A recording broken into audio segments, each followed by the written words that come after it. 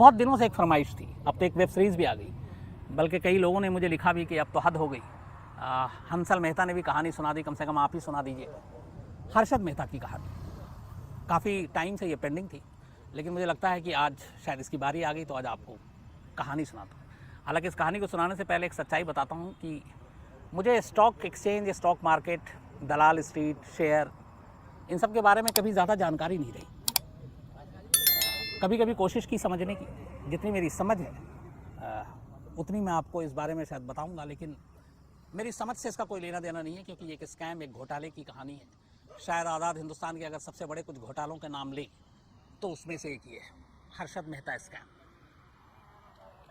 क्या था ये मामला, क्यों इतना सुर्खियों में रहा, क्यों अब इस पर वेब सीरीज बन रही, और आखिर इस एक घोटाले ने पूरे देश को कैसे झकझोर कर रख दिया। जो मुंबई में स्टॉक एक्सचेंज है, दलाल स्ट्रीट नाम है। तो पहले तो मैं ये नाम सुन के ही थोड़ा अजीब सा लगता था, दलाल स्ट्रीट, क्योंकि हम लोग आम बोलचाल में दलाल का मतलब यही होता है दलाली करना, और उस मतलब इसको कभी अच्छी नज़रों से नहीं देखा जाता। लेकिन शायद दुनिया का सबसे पुराना धंधा है दलाली। दलाली से लोग पैसे कमाते हैं, और दलाल स्ट्रीट जो नाम रखा गया स्टॉक एक्सचेंज के बाहर की उस सड़क, तो मुझे लगता है उसको थोड़ा सा रिलेट करता हूँ कि जो शेयर ब्रोकर होते हैं वहाँ पे जो लोग बिज़नेस करते हैं, वो एक तरह से पैसों की एक दलाली ही होती है कि किस शेयर में कितने पैसे नुकसान होगा, नफ़ा होगा, कौन से शेयर पे पैसे लगाने चाहिए, किस पे नहीं लगाने चाहिए, किस पे पैसे डूब जाएंगे। तो शायद यही वजह है, यही सोच होगी जिसकी वजह से दलाल स्ट्रीट नाम रखा गया। शेयर मार्केट शुरुआत में जो मुझे बताया गया था वो यही था कि एक लॉटरी, एक जुए की तरह है। इसमें और कई जो ऐड आता है उसमें आपने पढ़ा होगा कि ये जोखिम के अधीन है, मतलब इसमें जोखिम भरा होता है। आप जो पैसे लगा रहे हैं ज़रूरी नहीं आपके पैसे वापस मिले, डूब भी सकते हैं या आप बहुत कमा भी सकते हैं। तो एक रिस्क है, एक जुआ है शेयर मार्केट, मेरे हिसाब से। जो इसके जानकार हैं वो शायद और भी इसका कुछ मतलब बताएं। शेयर मार्केट में लोग पैसे लगाते हैं, शेयर मार्केट ऊपर नीचे होता है। मुझे एक बार बस कंपनी ने कुछ शेयर दिए थे, तो उसने ही जानकारी है मुझे, और वो शेयर जब बहुत ज़्यादा बढ़ गया तो मैंने उसको बहुत पहले बेच भी दिया। इसके अलावा मुझे और कोई इसके बारे में जानकारी नहीं है। तो ये स्कैम जिसमें एक शख्स को शेयर मार्केट का अमिताभ बच्चन कहा गया, हर्षद मेहता को, क्यों? एक दौर था अमिताभ बच्चन जब कोई भी फिल्म करते थे तो लगातार सुपर हिट, और इसीलिए वो सदी के महानायक भी हैं, एक के बाद एक हिट। मतलब जिस फिल्म में अमिताभ बच्चन है समझ लीजिए हिट होने की गारंटी है। वही हाल हर्षद मेहता का था। उनको शेयर मार्केट का अमिताभ बच्चन कहा जाता था। वो एक कोहिनूर है, पारस के पत्थर है। जिस शेयर पे हाथ रख दिया वो शेयर अपने आप आसमान छुएगा। जो पुराने लोग थे जलते भी थे हर्षद मेहता से, लेकिन कदर भी करते थे कि क्या इसकी समझ है। जो साथ के थे वो गुरु मानते थे। और हर्षद मेहता ने ऐसे ऐसे शेयर को ऊपर उठाया जिसके बारे में लोग सोच भी नहीं सकते थे। और फिर ये स्कैम आता है जो करीब 4000 करोड़ रुपए, 4000 करोड़ का है। ये स्कैम सिर्फ स्कैम नहीं है, बल्कि इस स्कैम में एक और चीज़ जो हाईलाइट हुई वो ये कि हर्षद मेहता को जब पकड़ा गया तो बाकायदा एक प्रेस कॉन्फ्रेंस उसने बाद में किया और इल्ज़ाम लगाया सीधे देश के प्रधानमंत्री, तब पीवी नरसिम्हा राव थे यहाँ के अपने देश के प्रधानमंत्री, कि उन्होंने 1 करोड़ रुपए मुझसे लिए थे। अब ये बात जब पता चली, जब मीडिया में आई, तो हड़कंप मच गया कि देश के प्राइम मिनिस्टर पर रिश्वत लेने का इल्ज़ाम। हालांकि उस वक्त की सरकार ने, कांग्रेस ने इसका खंडन किया, कोई सबूत भी नहीं मिला। लेकिन रिश्वत देने का जिसने इल्ज़ाम लगाया उसको भी झूठे इल्ज़ाम के लिए कभी सज़ा नहीं मिली, और जिस पर रिश्वत लेने का इल्ज़ाम लगा उस वक्त के प्रधानमंत्री, उनको भी कोई सज़ा नहीं मिली। तो दोनों तरफ से मामला यूं ही हशप हो गया। और उस वक्त हर्षद मेहता ने वकील रखा था राम जेठमलानी को, जाने माने देश के धुरंधर क्रिमिनल लॉयर। कहते हैं कि हज़ारों लोगों को शेयर में, बल्कि लाखों लोग होंगे, हर्षद मेहता की वजह से वो कंगाल हो गए। क्योंकि हर्षद मेहता की देखा देखी वो लोग भी उस शेयर में पैसे लगाते, और बाद में वो पैसे जब अच्छे दिन थे तब तो ठीक थे, जब बुरे दिन आए तो वो सारे डूब गए। पर ये कहानी है क्या, हर्षद मेहता घोटाला है क्या? आम लफ्ज़ों में आपको कोशिश करूँगा समझाने की। गुजरात के राजकोट में जन्मा एक लड़का जिसका नाम हर्षद मेहता, शुरुआती उसने पढ़ाई लिखाई गुजरात में की, राजकोट में। फिर वो कुछ वक्त के लिए छत्तीसगढ़ गया, रायपुर में पढ़ाई की। फिर मुंबई आया, मुंबई से उसने बीकॉम किया। बीकॉम करने के बाद तब तक उसके जेब खाली थे, लेकिन सपने बड़े बड़े थे। इसके बाद उसने एक बीमा कंपनी में सेल्समैन के तौर पे काम किया, लेकिन उसकी मंजिल कुछ और थी। कुछ वक्त के बाद उसने उसे छोड़ दिया। फिर एक शेयर ब्रोकर के अंडर में काम किया कुछ वक्त, और फिर उसे भी छोड़ दिया, और फिर अपनी एक कंपनी खोली। और ये कंपनी खोली करीब 82 में। 82 के बाद हिंदुस्तान बदल रहा था। 91 में तब देश के फाइनेंस मिनिस्टर थे मनमोहन सिंह, जो बाद में प्राइम मिनिस्टर बने अपने, और पीवी नरसिम्हा राव प्रधानमंत्री थे। एक नई इकोनॉमी पॉलिसी, आर्थिक नीति देश में लागू हो रही थी। निजीकरण वाली बात चल रही थी। दुनिया की कंपनियों के लिए देश के दरवाजे खुल रहे थे, जिसका विरोध भी हो रहा था कि अपने लोगों की नौकरी जाएगी। बहुत सारी चीज़ें थी, लेकिन एक नई आर्थिक नीति देश में लागू हो रही थी और उसको लेके बहुत सारी चीज़ें हो रही थी। शेयर मार्केट भी उस वक्त बहुत अच्छा कर रहा था। हर्षद मेहता ने शेयर मार्केट में कदम रखा। उसके बाद बॉम्बे स्टॉक एक्सचेंज में अपना उसने नाम रजिस्टर्ड कराया। एक आम छोटे से बिजनेस फैमिली से आया हुआ लड़का देखते ही देखते उसके बाद इस देश के मतलब इतना अमीर बन गया कि उसकी तस्वीरें छपने लगी अखबारों में, मैगजीन में। मुंबई में आलीशान घर, महंगी गाड़ियों के शौक, गाड़ियों के पूरे कन्वॉय के उसकी तस्वीरें छपती थी। लोग अचानक उससे रश खाते थे कि ये बंदा है क्या, क्या करता है, अचानक इतने पैसे कहाँ से आ रहे हैं, शेयर मार्केट में इतने पैसे लगा कहाँ से रहा, जिसके पास कभी इतने पैसे नहीं थे। ये सारी चीज़ें चल रही थी।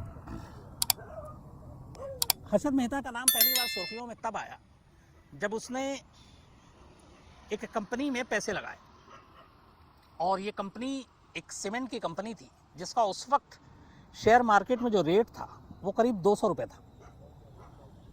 और 200 रुपये के उस कंपनी के शेयर को हर्षद मेहता ने जब हाथ लगाया और ख़रीदा, अचानक कुछ ही वक्त के बाद वो शेयर जो 200 रुपये का था वो करीब 9 हज़ार रुपये का हो गया शेयर। मतलब एक शेयर की कीमत जिसकी 200 रुपये थी वो 9 हज़ार की हो गई। लोग भी भौचक्के कि ये क्या हो रहा है। इसके बाद इसी तरीके से अलग अलग कंपनियों के जिस शेयर को हर्षद मेहता खरीदता वो शेयर आसमान छूने लगता। अंधाधुंध कमाई थी शेयर बाजार में होती है। एक वक्त ऐसा आया कि लोग नज़र रखते थे कि हर्षद मेहता कौन से शेयर खरीद रहा है, और लोग भी उसको खरीदते और खूब कमाई होती, और लोगों को पैसे भी मिलते, पैसे कमा रहे थे।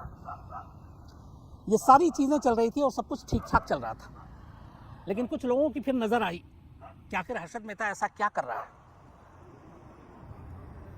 जिसकी वजह से वो इतने पैसे कमा रहा है, और ये पैसे शेयर मार्केट में लगा कहाँ से रहा, क्योंकि शेयर खरीदने के लिए भी पैसे चाहिए होते हैं। जब ये सारी चीज़ें हो रही थी और हर्षद मेहता अपनी बुलंदी पर था, लगातार पैसे कमा रहा था, तब पहली बार इस घोटाले का पर्दाफाश जो किया वो किसी सरकार ने, किसी एजेंसी ने नहीं किया, बल्कि एक जर्नलिस्ट ने किया। और इस जर्नलिस्ट ने पहली बार हर्षद मेहता के इस कच्चे चिट्ठे का खुलासा किया। पता चला कि हर्षद मेहता ने अपने बैंकिंग सिस्टम का किस तरीके से फ़ायदा उठाया और कैसे वो पूरा घोटाला करता था। होता ये था कि जब आमतौर पे जो बैंक होते हैं, तो एक बैंक के पास अगर नकदी कम है, पैसे कम है, तो वो दूसरे बैंक से उधार लिया करते थे, और वो उधारी जो है वो 15 दिन की हुआ करती थी। आमतौर पे लोन जो है वो 15 दिन का किसी को नहीं मिलता। हम आप अगर बैंक से जाएं तो 15 दिन के लिए कोई लोन नहीं होता। तो दो बैंकों के अंदर ये था कि अगर किसी के पास एक को पैसा चाहिए, नकदी कम है, तो दूसरे बैंक से वो उधार लेते थे। और उसके लिए करते ये थे कि वो एक बैंक का एक पेपर होता था, एक रसीद, एक बॉन्ड एक तरह से कहें। तो एक बॉन्ड, जैसे सपोज अगर 1 लाख रुपए एक बैंक को दूसरे बैंक से लेना है, तो वो 1 लाख का एक बॉन्ड दूसरे बैंक के पास रख देता था कि ये आप रख लीजिए, और उसके बदले वो पैसे ले लेते थे। लेकिन बॉन्ड कभी कायदे से रखवाया नहीं जाता था, बल्कि एक रसीद होती थी, जैसे लिख के दे दिया एक बैंक मैनेजर ने कि 1 लाख रुपए चाहिए, हम 15 दिन के अंदर दे देंगे। दूसरे बैंक ने वो दे दिया। दूसरे बैंक को चाहिए इस बैंक से, इस बैंक को भी उन्होंने एक रसीद दे दिया। बॉन्ड जो उनके होते थे बैंक के, वो तो बैंक के पास ही पड़े होते थे, लेकिन एक आपकी मतलब ये कि गारंटी है, तो एक रसीद काट के दे दिया करते थे। और उस रसीद के ऊपर, बस एक पर्ची के ऊपर, जो बिचौलिया क्या करते थे आमतौर पर एजेंट, तो एक बैंक से दूसरे बैंक इस तरीके से उधार लेते थे 15-15 दिन के लिए लोन, और 15 दिन में एक बैंक दूसरे बैंक को चुका देता था। ये जानकारी हर्षद मेहता को थी, और हर्षद मेहता ने इसी का फायदा उठाया। हर्षद मेहता ने क्या किया कि वो 15 दिन के लिए बैंक से लोन लेने लगा अपनी पहुंच की वजह से। और खासतौर पर उसने ऐसे 2 बैंक को चुना मुंबई में, छोटे बैंक थे, बाद में वो स्टेट बैंक ऑफ इंडिया से भी उसने ये काम किया। लेकिन इन 2 छोटे बैंकों में उसने ये काम शुरू किया कि बैंक के जो आला अफसर उनको अपने साथ मिलाया और उनसे वो 15 दिन के लिए पैसे लोन लेता था बैंक से। 15 दिन का लोन कभी नहीं मिलता है, रूल के खिलाफ है। लेकिन हर्षद मेहता चुपचाप खामोशी से एक बैंक में जाता उससे कहता मुझे 15 दिन के लिए आप लोन दो। वो बैंक उसे 15 दिन के लिए पैसे दे देती। अब वो अमाउंट 1 लाख हो, 10 लाख हो, 50 लाख हो, 1 करोड़ हो। लेकिन हर्षद मेहता ठीक 15 दिन के बाद उस बैंक के लोन को इंटरेस्ट के साथ जो कमाता था वो वापस कर देता था। ये सिलसिला चलता रहा। बैंक को भी कोई ऑब्जेक्शन नहीं इसमें, क्योंकि बैंक को पैसे मिल रहे हैं और वो 15 दिन के लिए लोन ले रहा, 15 दिन के बाद चुका भी रहा है और साथ में प्रॉफिट भी दे रहा है, इंटरेस्ट भी दे रहा है। तो बैंक को लगा ये अच्छा धंधा है। था इलीगल, लेकिन अपने पहुंच की वजह से हर्षद मेहता ने बैंक से 15 दिन के लिए पैसे लोन पे उठाता और उसी पैसे को ले जाके शेयर मार्केट में लगा देता। और जिस शेयर को वो खरीदता, एक तो उस वक्त आर्थिक नीति सारी चीज़ें बदल रही थी, शेयर मार्केट ऊंचाई पर था, तो उसका फ़ायदा होना शुरू हो जाता। जैसे मैंने आपको बताया कि एक सीमेंट की कंपनी के 200 रुपये जिसकी कीमत थी शेयर की, वो अचानक हर्षद मेहता के खरीदने के बाद 9,000 तक पहुंच गई। तो 8800 रुपये एक शेयर पे प्रॉफिट हो गया। तो इसी तरीके से बहुत सारे ऐसी कंपनियों के शेयर, और हर्षद मेहता कॉलम भी लिखता और वो कई बार ये भी करता कि अपने जो उसने जिस कंपनी में शेयर खरीदे उसे बताता नहीं, लेकिन लोगों को कहता कि आप इस शेयर को खरीदो, इसमें जोखिम कम है, इसमें फ़ायदा ज़्यादा होगा। हर्षद मेहता चूंकि इतना ज़्यादा कामयाब हो चुका था कि लोग उस पर भरोसा करते और उसके कहे अनुसार उन शेयर को खरीदते और उससे उनको प्रॉफिट भी होता। तो आंख बंद करके हर्षद मेहता पे लोगों ने भरोसा करना शुरू कर दिया। जो शेयर खरीदते थे वो हर्षद मेहता का इंतज़ार करते कि ये कब किस पे हाथ रखे उसी शेयर को खरीदेंगे और लोगों को फ़ायदा भी होता। हर्षद मेहता इधर बैंक से लोन लेता और जाकर उन्हीं शेयरों पे पैसा लगा देता और फिर प्रॉफिट कमाता, बैंक को वापस कर देता। ये सिलसिला चलता रहा। अब ये सिलसिला जब चल रहा था तब तक किसी को कोई डाउट भी नहीं था कि ये मामला है क्या। लेकिन एक जर्नलिस्ट जिसे ये लगा कि हर्षद मेहता इस तरीके से कमा रहा है पैसा और आखिर कहाँ से ये पैसे ला रहा है जो इतने सारे शेयर मार्केट में लगा रहा है, उन्हें डाउट हुआ। उन्होंने जांच शुरू की। शुरू करते करते पता चला ये बैंक वाला चक्कर कि ये 15 दिन के लिए लोन लेता है गैर कानूनी तरीके से और बैंक भी इसमें मिले हुए, और फिर वो 15 दिन के अंदर वापस लेकिन पैसे जमा भी कर देता है, तो कोई बात ऊपर भी नहीं उठ रही है। तो ये सिलसिला चलता रहा। लेकिन जब अच्छे दिन होते हैं तो सब कुछ अच्छे दिन होते हैं, जो बुरे दिन होते हैं तो फिर वो बिना बताए हुए आते हैं। कई साल तक 1992 में ये स्कैम का खुलासा हुआ और 84 से चल रहा है। करोड़ों रुपए हर्षद मेहता कमा चुका है। एक स्कूटर पर चलने वाला शख्स, महंगी गाड़ियों का उसका काफिला है, मुंबई में सी फेस, अपना पेंट हाउस है, आलीशान घर है और बेइंतहा दौलत। यहाँ तक कि कहते हैं वो कि इलेक्शन में भी चंदा वंदा भी देने लगा था। लेकिन सब कुछ चल रहा था, अचानक हुआ ये कि जिन बैंकों से 15 दिन के लिए लोन लेकर और उससे शेयर खरीदता था, शेयर मार्केट अचानक एक दिन गिर गया। धीरे धीरे शेयर मार्केट में गिराव आया। जो शेयर हर्षद मेहता की गारंटी होती थी कि खरीदते ही ऊंचाई पे जाएगी, वो शेयर भी लुढ़कने लगे। अब यहाँ पे 15 दिन वाली डील चल रही थी सालों से कि पैसा उठाया, अगर 1 तारीख को लिया तो 15 को वापस करना है। लेकिन जब शेयर मार्केट डूबा तो करोड़ों रुपए डूबे। अब उसमें हर्षद मेहता को वो बैंक को वापस पैसे लौटाने हैं, लेकिन शेयर मार्केट डूब गया, पैसा डूब गया, वो बैंक को पैसे लौटा नहीं पाया। बैंक ने कभी ये सोचा नहीं था कि 16वें दिन क्या होगा, क्योंकि बैंक का भी अपना एक पूरा एक सिस्टम से चलता है कि सारे पैसे उठा के दे दिए। अब जो बैंक के अपने कस्टमर हैं, बाकी लोग हैं, उनकी ज़रूरत कहाँ से पूरी होगी। तो हुआ ये कि जब शेयर मार्केट गिरा तो बैंक को वक्त पर हर्षद मेहता ने पैसे नहीं लौटाए। पहली बार बैंक के ऑफिशियल्स की हवा ख़राब हुई कि ये क्या हो गया, कैसे जवाब दें, क्योंकि एक तो उन्होंने चोरी छुपे गैर कानूनी तरीके से लोन दिया था। दूसरे बैंक का यही हाल हुआ। इस दौरान में अपनी पहुंच की वजह से स्टेट बैंक ऑफ इंडिया से करीब 600 करोड़ रुपए का घोटाला कर चुका था हर्षद मेहता। इसी तरह शॉर्ट टर्म लोन लेकर उनको भी नहीं लौटा पाया। तो अब धीरे धीरे ये बैंक के घोटाले की कि इस तरीके से 15 दिन के लोन पे गैर कानूनी तरीके से हर्षद मेहता को पैसे दिए जाते थे और वो शेयर मार्केट पे लगा के उससे कमाता था और कुछ परसेंट उसका जो इंटरेस्ट था वो बैंक को लौटा देता था। ये बात जब बैंक को पैसे वापस नहीं मिले तो सामने आना शुरू हुआ। एक जर्नलिस्ट ऑलरेडी इस स्टोरी पे, उसने इन सारी चीज़ों को इन्वेस्टिगेट किया और एक रिपोर्ट छाप दी। जब रिपोर्ट छपी तो हंगामा मच गया। बैंक के ऊपर एक पार्लियामेंट की ज्वाइंट कमेटी बैठी संसद भवन के अंदर कि ये मामला स्कैम है, बड़ा है, इसकी जांच हो। जांच की गई, फिर मामला CBI को दिया गया। धीरे धीरे जब सारी चीज़ें हुई तो ये स्कैम सामने आया। तो पता चला कि 4,000 करोड़ रुपए का ये घोटाला था। बैंक से 15 दिन के लोन पर पैसे लेकर उसको शेयर मार्केट में अपने शेयर खरीदने के लिए लगाना, ये ऑलरेडी गलत था। और फिर जब शेयर मार्केट डूबा लुढ़का तो बैंक के भी वो पैसे लुढ़के, बैंक वालों ने भी अब तकाजा करना शुरू किया। उसके बाद ये मामला खुला, संसद में हंगामा हुआ, जांच कमेटी बिठाई गई। इसी दौरान में हर्षद मेहता ने एक प्रेस कॉन्फ्रेंस करके कह दिया कि एक आंध्रा में एक चुनाव के लिए उसने 1 करोड़ रुपए चंदा दिया था पीवी नरसिम्हा राव को घूस के तौर पर, ताकि इस केस और इस स्कैम से बचा जा सके। उसने बाकायदा बताया कि वो प्रधानमंत्री के घर गया था, बल्कि ऑफिस, एक ब्रीफ केस लेकर। उस दिन उसमें 67 लाख 67 लाख थे, क्योंकि 1 करोड़ पूरा कैश इंतजाम नहीं हो पाया। अगले दिन उसने बाकी के 33 लाख रुपए दिए और उनके सेक्रेटरी को दिया था पीएम के। पीएम ने खुद कहा था अपने सेक्रेटरी को देने के लिए, और ये पैसे पीएम को दिए गए। तो पीएम को एक तरह से घूस, इस पर और हंगामा हुआ। लेकिन पीएम ने और कांग्रेस पार्टी ने इसका खंडन किया। बाद में कोई सबूत नहीं मिले। लेकिन हर्षद मेहता ने झूठा इल्जाम लगाया था, तो झूठे इल्जाम के लिए भी उसको सजा मिलनी चाहिए थी, वो भी नहीं मिली। खैर, इस पूरी जांच हुई, इंक्वायरी हुई। 70 से ज़्यादा फ्रॉड के मामले हर्षद मेहता के ऊपर लगाए गए। लेकिन धीरे धीरे करके वो एक एक करके शुरू में जेल गया, फिर जमानत पे बाहर आ गया। वापस आकर फिर से उसने शेयर मार्केट में यही काम करना शुरू कर दिया, क्योंकि उसे ये था कि कुछ नहीं होगा, लोगों की याददाश्त से भूल जाएंगे। लेकिन फिर उसे कुछ वक्त के बाद दोबारा गिरफ्तार किया गया। मामला चला, एक एक करके उसे बेल मिलता गया। 70 से ज़्यादा मामलों में सिर्फ एक मामला ऐसा था जिसमें सुप्रीम कोर्ट ने उसको 5 साल की सज़ा सुनाई और 25,000 का जुर्माना दिया।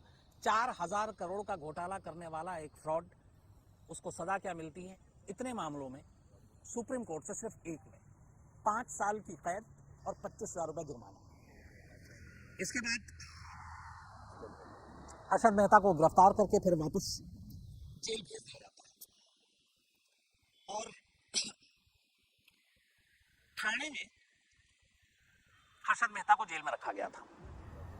कहते हैं कि इस घोटाले के पीछे और भी बड़े बड़े लोगों के नाम थे, और भी बड़े बड़े लोगों के हाथ थे। 4,000 करोड़ का घोटाला, जिसने पूरा, उस वक्त बहुत सारे ऐसे जो शेयर के खरीदार थे वो डूब गए हर्षद मेहता की वजह से।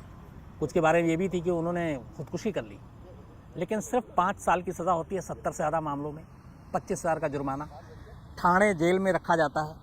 और 31 दिसंबर 2001, 31 दिसंबर 2001 को रहस्यमयी तरीके से हर्षद मेहता की मौत हो जाती है। ठाणे जेल में ही रहते हुए उसको सीने में तेज़ दर्द होता है। उसको वहाँ से ठाणे के सिविल हॉस्पिटल ले जाया जाता है, लेकिन हॉस्पिटल जाने के बाद उसकी मौत हो जाती है। कहा जाता है कि हर्षद मेहता की मौत दिल का दौरा पड़ने से हुई। लेकिन बहुत सारे लोग इस पर आज भी शक करते हैं। उनका कहना है कि ये मौत दिल का दौरा पड़ने से नहीं हुई, बल्कि वजह कुछ और है। लेकिन वजह क्या है, आज तक सामने नहीं आया। लगभग 19 साल बीत गए। लेकिन एक शख्स ने पूरे शेयर मार्केट को हिला कर रख दिया इस स्कैम से। और ये पहली बार था, हर्षद मेहता वो शख्स था जिसकी वजह से बाद में शेयर मार्केट पर नज़र रखने के लिए, निगरानी रखने के लिए, कोई गलत इसका कारोबार तो नहीं कर रहा है, तब भारत सरकार को ज़रूरत पड़ी और हर्षद मेहता के इस स्कैम की वजह से ही एक सेबी बनानी पड़ी, जो शेयर मार्केट के ऊपर नज़र रखती है और जो कानून और बाकी चीज़ें बनाती है। तो सेबी का जन्म हर्षद मेहता स्कैम के बाद हुआ, बल्कि यूँ कहें कि हर्षद मेहता की वजह से हुआ। कहते हैं कि इससे बड़ा स्कैम शेयर मार्केट में ना उससे पहले हुआ, ना अभी तक हुआ है। और इस स्कैम ने सरकार से लेकर हर एजेंसी तक को हिला कर रख दिया था। इसी के ऊपर एक सीरीज़ आई है हर्षद मेहता की इस पूरे स्कैम के ऊपर। बहुत सारे लोगों आपने कहा था कि इसकी कहानी सुनाए, तो आज इसने ये कहानी, पर मैंने शुरू में ही कहा कि शेयर के बारे में बहुत ज़्यादा मेरी जानकारी नहीं है। लेकिन जो कहानी थी कि स्कैम क्या था, वो आप तक पहुंचाना था। तो आज इतना ही कहानी में